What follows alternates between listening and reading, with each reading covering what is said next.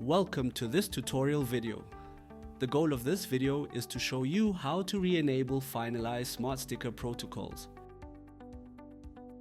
Re-enabling a Finalised Smart Sticker protocol allows the practitioner to link it to the patient again, enabling continued treatment for the condition until the protocol is finalized once more.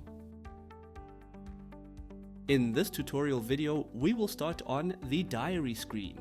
From the diary screen, click on the desired booking and the diary sidebar will open. Click on the clinical button to open the clinical screen. From here, you can click on the sticker button. The Smart Sticker protocol screen will open. All of the smart stickers, both currently and previously linked to a patient, will be listed on this screen for easy convenience. Click on the Reopen button next to the Finalised sticker. The Reopen button will change to the Finalised button, indicating that the Smart Sticker protocol has been re-enabled.